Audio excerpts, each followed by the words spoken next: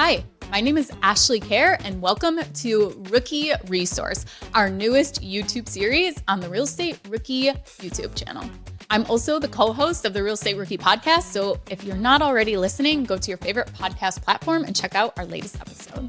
Today on Rookie Resource, we are going to be talking about identifying a market, how to find a market and where to even start. Especially if you're going to be investing out of state, maybe because the market you live in is too expensive to invest in for you. How do you find one? Where to start? That's what I'm gonna help you guys with today. And as always, we have a downloadable resource available to you. You can go to biggerpockets.com/rookie resource. With talking about finding your market, you really have to figure out first what your strategy is going to be before you identify your market. Because there's going to be different things that you look at depending on what strategy you're going for. Somebody who wants to flip a house is going to look in a different market and have different kind of criteria than somebody who wants to buy a property and rent it out. Okay, so we'll go over some of those differences. For flipping, it may be more important to you, what is the income, the average income of the area compared to the average home sales? Okay, what is the price point? Can people actually afford to buy houses in this area based on the income? School district rating. If you're going to be flipping the home, you're going to be selling it most likely to somebody who's going to use it as their primary residence, and school districts may be more important to you. Low crime. A family wants a safe neighborhood to live in. And then the percentage of home buyers compared to renters. For a rental, you may have different criteria, such as what is the affordability of rent prices? Is it more cost effective for somebody to purchase a home than to actually rent? What is the demand for rentals? What is the vacancy rate in the area? Okay. And what's the actual percentage of renters compared to home buyers in the area? In short-term rentals, you're going to care more about, what are the attractions in the area? What's the number of visitors that these areas get every single year? Let's go into your budget. Your budget is also going to be a really big, important factor when deciding what market you can go in. So you need to decide on what your budget is, what can you afford?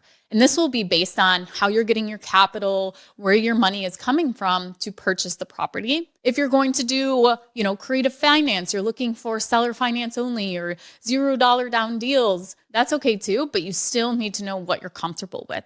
So maybe for your first property, even though you're going to go after seller financing and very little money down, maybe you're not comfortable with taking, that risk of $1 million property, and you want to start out around maybe $300,000. So identifying what your budget is. Then you need type of property. So once you have that type of property in your buy box as a single family, duplex, small multifamily, then you're going to look at, okay, what markets or what areas can I afford to purchase that type of property? So for example, if you want a duplex and your budget is around $300,000, you probably are not going to be able to pick San Francisco or New York City as markets because duplexes cost a lot more than $300,000. But having just the price point can really help you narrow down your markets too.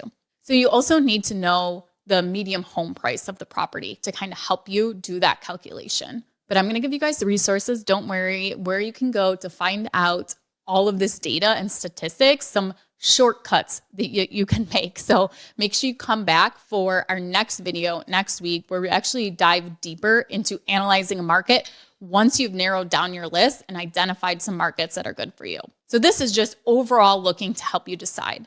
Because once you do decide on the market, you have to pick a neighborhood. You have to niche it down. And that is where you're going to go really deep into the analyzing part of it.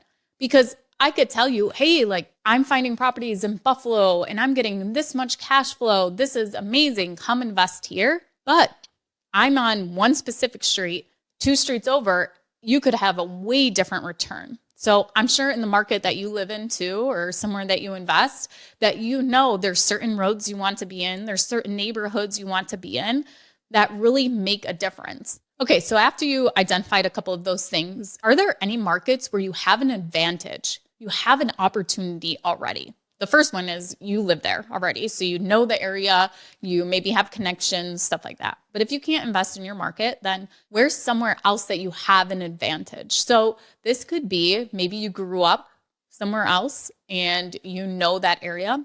Maybe you have a friend that's a real estate agent that lives in another market. Maybe you have a friend that wants to be your boots on the ground and, will help you like go through properties, do showings for you, things like that.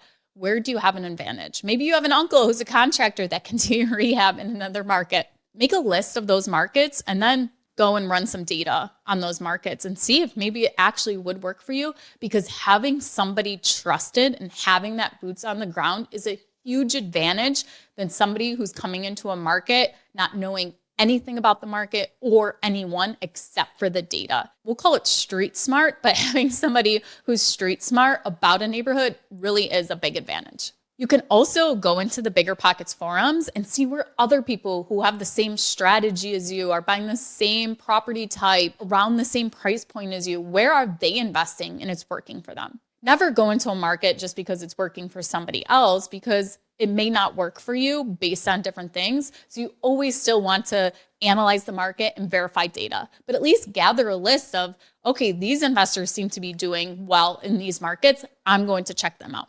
Once you kind of have compiled a list of different markets based on markets you already know, based on having opportunity or advantages in a market, based on your price point, you're going to then take that list and you're going to look at, what am I going to get out of this market? So are you investing for cash flow? Are you investing for appreciation? Are you investing for cash flow and appreciation? Then you can narrow down your list even more. Say, okay, Cleveland, Ohio. I'm going to pick Cleveland as one of my things because my uncle is a contractor there and he can help me with the rehab and he can be my boots on the ground.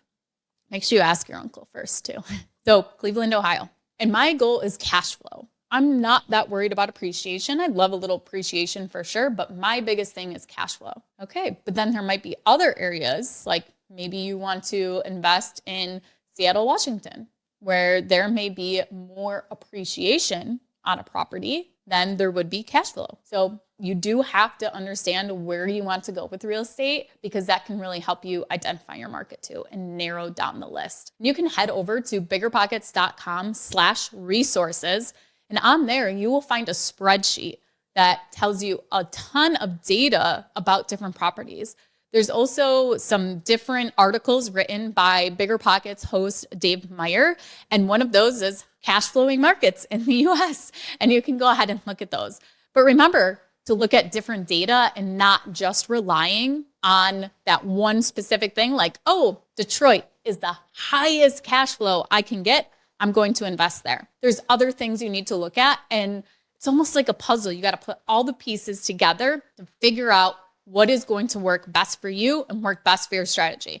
So we'll talk about that more in the next video, as to once I've identified a couple markets you think would be a good fit, as to breaking down each thing and being able to compare the different markets based on the data and the statistics you have pulled. Go to biggerpockets.com/rookie resources and check out how to find a market. And you guys are going to use this template to help you build off and make a list of the markets that you want to analyze, and then come back next week and we're going to break down everything you should be looking at to analyze the markets and to compare. So do your homework, identify those markets where you have those opportunities and you can afford them, and we'll be back next week. Thank you so much for joining me. I'm Ashley Kehr. You can find me on BiggerPockets on my profile, Ashley Kehr, and we'll see you guys next time on the next Real Estate Rookie YouTube new series, Rookie Resource.